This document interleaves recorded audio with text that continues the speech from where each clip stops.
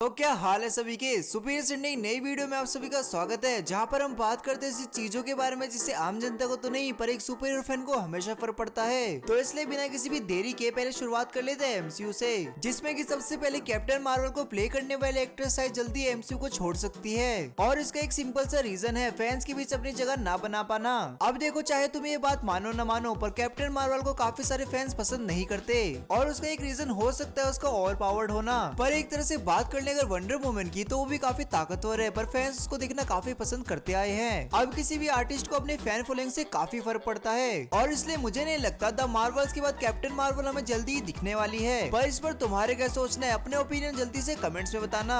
इसके बाद iron heart के भी सूट का पहला लुक हमारे सामने आ चुका है, और यहाँ पे ये कहना पड़ेगा ये बिल्कुल कॉमिक्स की तरह है। अभी सीरीज हमें देखने के लिए मिलेगी 2025 तक, पर डेयरडेविल बॉर्न अगेन से पहले। पर क्या तुम इसके लिए एक्साइटेड हो भी, जल्दी से कमेंट्स में बताना। इसके साथ ही लोकी सीरीज के क्रिएटर्स ने बताया कि विक्टर टाइमली हमें पहले लोकी सीजन 1 में दिखने वाला था, न कि एंटमैन द क्वांटमेनिया में। पर उसको ना दिखाने की वजह थी लोकी सीजन 1 में काफी सारी स्टोरीज का बनना, और लोकी सीजन 1 पहले ही काफी कॉम्प्लिकेटेड था, तो विक्टर टाइमली को दिखाना फैंस को और उलझा देता। और यही वजह है कि विक्टर को अब दिखाया गया जहाँ वो अपना पूरा पोटेंशियल दिखा सकता है। इसके बाद बात कर लेते हैं अब डेडपूल 3 के बारे में, जहाँ पर ये और डिले हो चुकी है, और जहाँ पर captain America brave new world 26 जुलाई को रिलीज होने वाली थी, वहीं पर डेडपूल को मई को रिलीज करना था। पर शायद अब समय में काम पूरा नहीं हो पाएगा, क्योंकि इस मूवी के पोस्ट प्रोडक्शन में काफी टाइम लगने वाला है। तो यहाँ पे मुझे नहीं लगता ये 2025 से पहले हमें देखने के लिए मिलेगी। अब यहाँ पे दिक्कत ये है कि डेडपूल को एमसीयू में लाना है, और उसके बाद ही सारे फ्यूचर प्रोजेक्ट्स पे काम हो पाएगा। और यहाँ पे मेरा मतलब काम तो होगा, पर रिलीजिंग उसके बाद ही होगी। तो देखते हैं सारा मामला कब तक शॉर्ट होता है। इसके साथ ही जेम्स बॉन्ड एमसीयू में अपना कैमियो करने वाले हैं, वो भी थॉर के भाई के रूप में। तो अगर तुमने लोकी सीजन 2 का एपिसोड 3 देखा है, तो वहाँ पे 3 स्टैचू होते हैं, थॉर, ओडिन और ब्रेव का।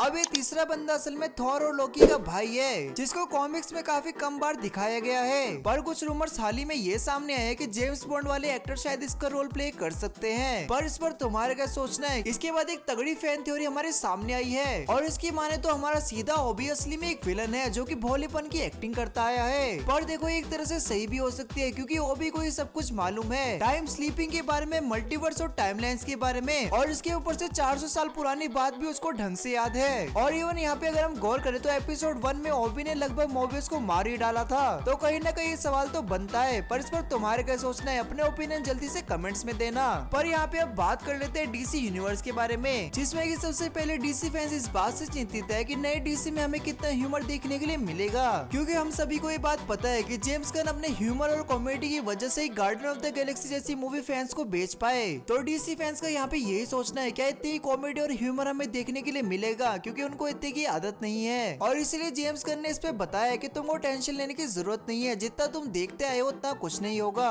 तो सब कुछ सोच समझकर और बेहतर होगा, जो कि डीसी फैंस को काफी पसंद आने वाला है। इसके बाद हमारा एक्वामैन भी अब डीसी छोड़कर जाने वाला है, क्योंकि हाल ही में एक रिपोर्ट सामने आई है, और उसकी माने तो Aquaman and the lost kingdom आखिरी मूवी हो सकती है जेसन की। पर मेरे हिसाब से एक परफेक्ट कास्टिंग थी, जिसको बदलना नहीं चाहिए। पर जहाँ पर सुपरमैन को नहीं छोड़ा, वहाँ पर तुम क्या ही बोल सकते हो। इसके साथ ही सुपरमैन के घर यानी फोर्ट्रेस ऑफ सॉलिट्यूड की भी कुछ पिक्चर हमारे सामने आई है, और यहाँ पे मुझे कहना पड़ेगा ये काफी बढ़िया बनाया है। और जैसा कि हम सभी को ये पता है कि सुपरमैन की ये कोई ओरिजिन स्टोरी नहीं होने वाली, तो यहाँ सब कुछ पहले से ही प्रेजेंट होगा, जो कि उसकी जर्नी में आगे मदद करेगा। बाकी बस आज के लिए इतना ही, क्योंकि मेरा गला बैठ चुका है। तो मिलते हैं नेक्स्ट संडे को, बाय।